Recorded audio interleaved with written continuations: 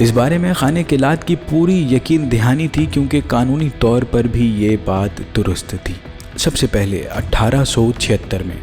برطانوی حکام اور ریاست کلات کے درمیان جو معاہدہ کیا گیا تھا، اس کے آرٹیکل 3 کے مطابق برطانوی حکام نے کاغذ پر باضابطہ طور پر تسلیم کیا تھا کہ ریاست کلات برطانوی حکام کے زیر قبضہ نہیں ہے، بلکہ یہ ایک آزاد ریاست ہے، اور جو علاقہ برطانوی حکام نے قبضے میں لیا تھا، جسے وہ برطانوی بلوچستان کہتے تھے، وہ بھی معاہدے اور کرائے پر لیا گیا تھا، یعنی جیسے کوئی شخص کرائے پر رہتا ہو۔ اس کے علاوہ 1886 میں برطانوی انتظامیہ نے اپنی سرکاری رپورٹ میں اس بات کا باضابطہ ذکر کیا کہ خانہ کلات ایک آزاد حکمران ہیں، برطانوی حکام کے ساتھ ایک معاہدے کے تحت جڑے ہوئے ہیں، اور ساتھ ساتھ 1877 میں دہلی کی سلطنتی اسمبلی نے خانہ کلات خدا داد خان کو آزاد حکمران قرار دے دیا تھا، یعنی برطانوی حکام نے خود تسلیم کیا کہ ریاست کلات ایک آزاد ریاست ہے،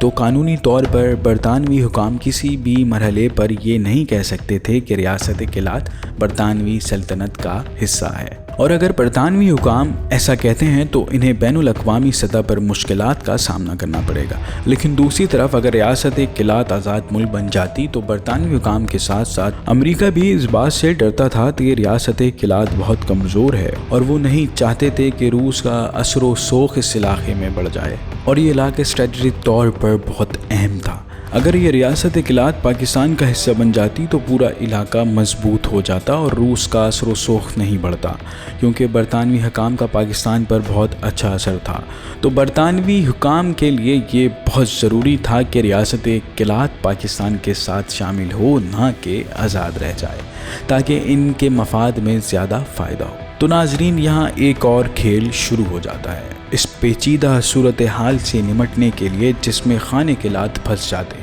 جو کچھ ہوتا ہے کہ جب برطانوی حکام تقسیم ہند کے وقت بھارت سے جا رہے تھے تو ہندوستان اور پاکستان کی دو متعلقہ جماعتیں تھیں، یعنی قائد اعظم محمد علی جناح کی مسلم لیگ اور نہرو جی کی کانگریس، جو تقسیم ہند کے لیے دعویٰ کر رہی تھیں۔ یہ دونوں جماعتیں آپس میں بات کرتی تھیں اور فیصلہ کرنا تھا کہ کون سی جماعت کو تقسیم شدہ بھارت کا کتنا حصہ ملے گا۔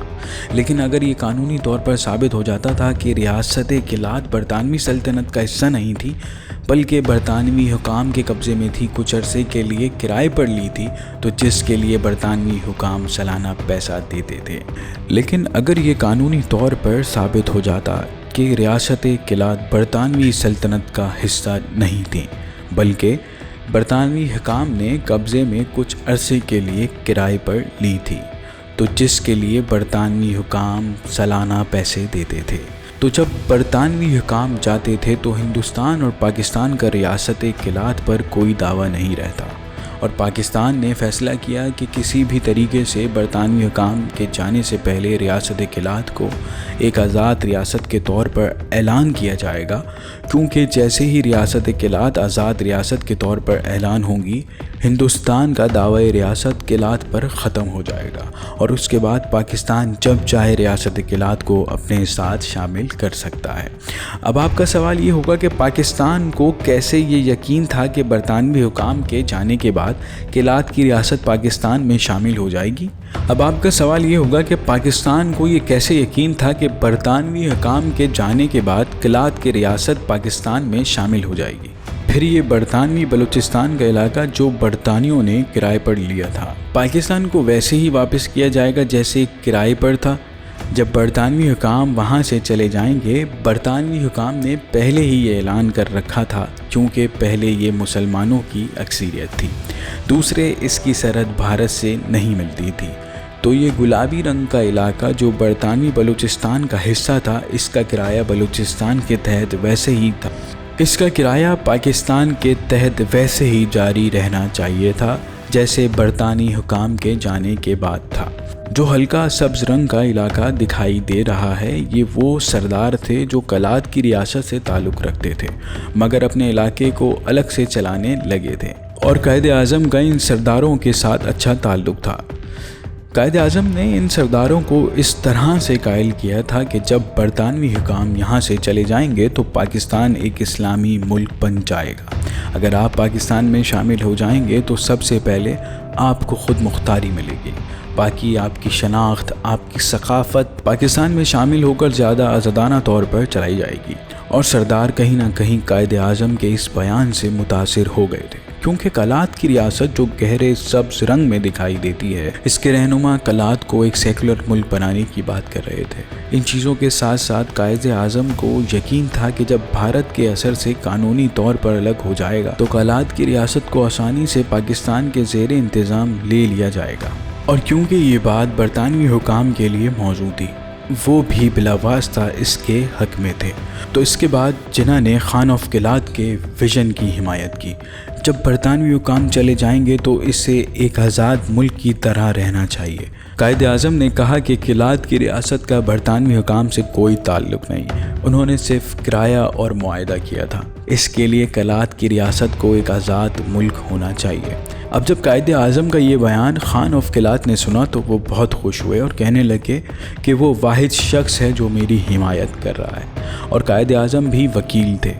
تو خان آف کلات میر احمد یار خان نے 1946 میں جناح کو کلات کی ریاست کا قانونی مشیر بنا لیا۔ خان آف کلات نے قائد اعظم کو یہ ذمہ داری دی کہ کلات کی ریاست کو آزاد ریاست بنانا ہے اور آپ اس معاہدے کو برطانوی حکام کے سامنے پیش کریں گے۔ اور جیسے ہی قائد اعظم کو قانونی مشیر مقرر کیا گیا تو مارچ 1946 میں قائد اعظم نے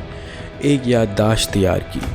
جس میں سب کچھ بیان کیا گیا تھا کہ کلات کی ریاست برطانوی حکام کے ساتھ معاہدے اور کرایہ داری کی تحت ہے، اور پورے معاہدے کا حوالہ بھی دیا گیا تھا۔ اور اس یادداشت میں مطالبہ کیا گیا کہ جب برطانوی حکام چلے جائیں گے تو کلات کی ریاست کو آزاد ریاست بنانا چاہیے۔ 29 جون 1947 کو اس علاقے کی شاہی گرجہ قبیلے نے، جو ایک منتخب ادارہ نہیں تھا بلکہ برطانوی حکام نے انہیں مختلف کاموں کے لیے مقرر کیا تھا، ان کو بلایا اور برطانوی بلوچستان کے علاقے یعنی کوئٹہ کے علاقے اور اس کے غیر سرکاری بلدیہ کے ارکان کے ساتھ ووٹنگ کی کہ برطانوی بلوچستان کہاں شامل ہوگا۔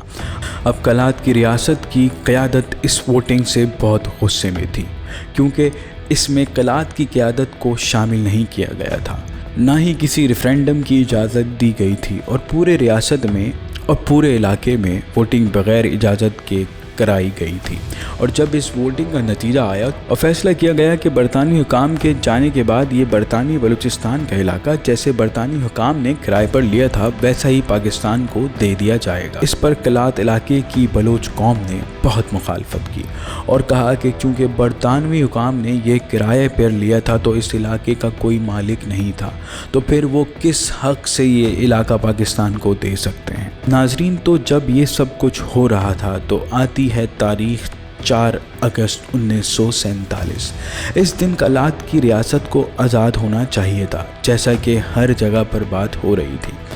اور اسی دن lord Mount beaten, Quaid Azam اور خان آف کلات کی ایک بیٹھک ہوئی اور یہاں سے فیصلہ کیا گیا کہ کلات کی ریاست کو 1838 کے جیسا ہی درجہ ملے گا، یعنی کلات کی ریاست آزاد رہے گی۔ اب جو فیصلہ سب نے کیا اس پر خان آف کلات بہت خوش ہوئے۔ انہوں نے کہا کہ ایک بات اور کریں،